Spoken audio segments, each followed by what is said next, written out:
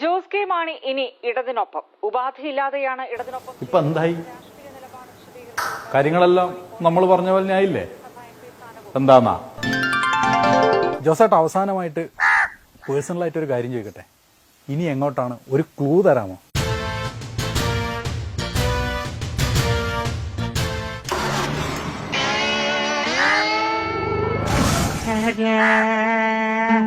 തുടങ്ങാം. കേരള കോൺഗ്രസും ഇടതുപക്ഷ ജനാധിപത്യ മുന്നണിയുമായി ചേർന്നുകൊണ്ട് പ്രവർത്തിക്കുവാൻ തീരുമാനിച്ചു. 38 വർഷങ്ങൾക്ക് ശേഷം കേരള കോൺഗ്രസ് എം ഇടതുമുന്നണിയിലേക്ക് പോവുകയാണ്. കയ്യടിക്കറോ. ഈ തീരുമാനത്തോടുകൂടി കേരള രാഷ്ട്രീയത്തിന്റെ ഗതി നിർണയിക്കുന്നതായിരിക്കും. മാറ്റമുണ്ടാകും. എന്റെ വക 500.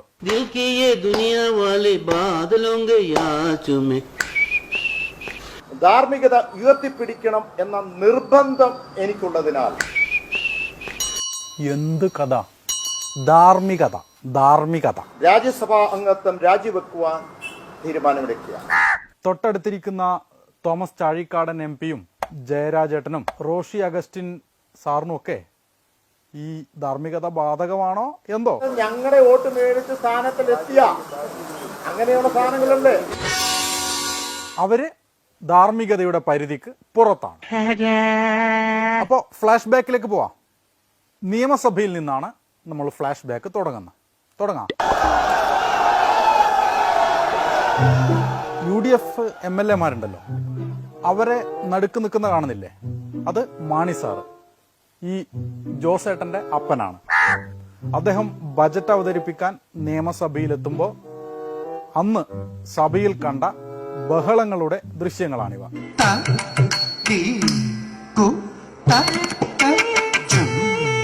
എന്തൊരു പെർഫോമൻസ് ആയിരുന്നു എന്നറിയോ? കാരണം എന്താന്നോ, മാണി സാറ് കോഴ വാങ്ങി എന്നതായിരുന്നു ഈ നൃത്യങ്ങളുടെ കാരണം. അത് സൃഷ്ടിച്ചതാരാണ്? ആ വടി കൊടുത്തതാരാണ്? അതൊരു രാഷ്ട്രീയ ഒരു ഉപകരണമായിട്ട് ഉപയോഗിച്ചുവെന്ന് അത് സ്വാഭാവികമാണ്. ജോസ് സാറിന് എന്റെ വക 500. ഇനി കാണിക്കുന്നത് പഴയ ദൃശ്യങ്ങളാണ്. കേട്ടാൽ നിങ്ങൾ ഞെട്ടും.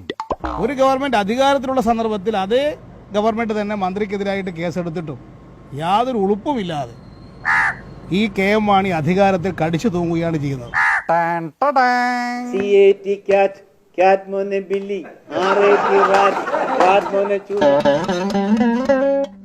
ഇനി യന്ത്രത്തിന്റെ വരവാണ്.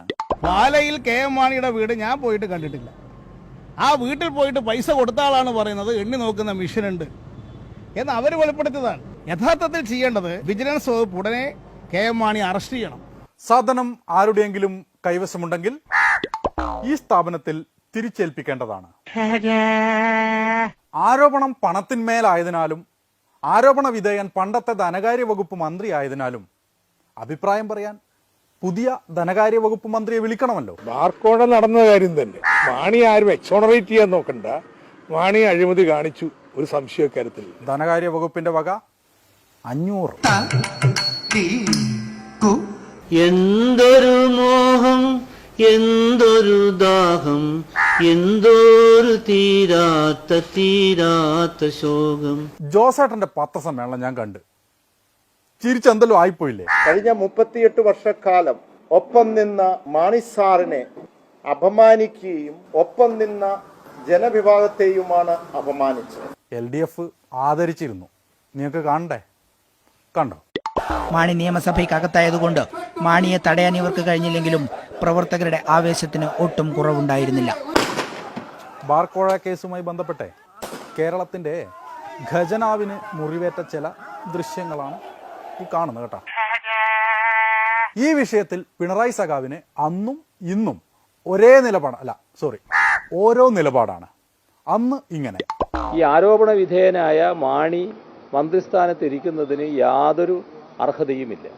അത് അടിയന്തരമായും രാജിവെച്ച് അന്വേഷണത്തെ അദ്ദേഹം നേരിടേണ്ടതാണ്. ഇന്നോ 11:56 മുഖ്യമന്ത്രി വാർത്താക്കുറിപ്പ് ഇറക്കിക്കൊണ്ട് ഇവരെ സ്വാഗതം ചെയ്യുകയാണ്. ആദ്യ വാർത്താക്കുറിപ്പ് പ്രതികരണം വന്നിരിക്കുന്നത് മുഖ്യമന്ത്രിയുടെ ഭാഗത്തു നിന്നാണ്. പിണറായി സഖാവിന് എന്റെ വക 500. പൂമാനം പൂത്തുലഞ്ഞേ നിലപാട് അറിയിച്ചു. ബാക്കി കാര്യങ്ങൾ ഇടതുപക്ഷ ജനാധിപത്യ മുന്നണി തീരുമാനിക്കേണ്ടതാണ്. അങ്ങനെയാണെങ്കിലേ കാനത്തോട് ചോദിക്കണമല്ലോ. ചോദിക്കാം. അവരുടെ വെന്റിലേറ്ററായി പ്രവർത്തിക്കാൻ LDF ഇല്ല. ആരെങ്കിലും എവിടുന്നെങ്കിലും ഓടി വന്നാൽ ഉടനെ കയറ്റുന്ന ഒരു സാധനം അല്ല ഇത്. ജോസേട്ടാ, നിങ്ങളെ പാർട്ടി വെന്റിലേറ്ററിലാണ് എന്നാണ് കാനം സഖാവ് പറയുന്നത്. സാറന്മാരെ, നിങ്ങളീ പറയുന്നതെല്ലാം ഉണ്ടല്ലോ, പിന്നിലിരുന്നിട്ടേ ഒരാള് കാണുകയും കേൾക്കുകയെല്ലാം ചെയ്യുന്നുണ്ട് കേട്ടാ. മഴയുടെ തന്ത്രികൾ നീട്ടി നിന്നാകാശം മധുരമായി ആർദ്രമായി പാടി. അപ്പൊ ശരി, നമുക്കേ AKG സെന്റർ കാണാം. ലാൽ സലാം.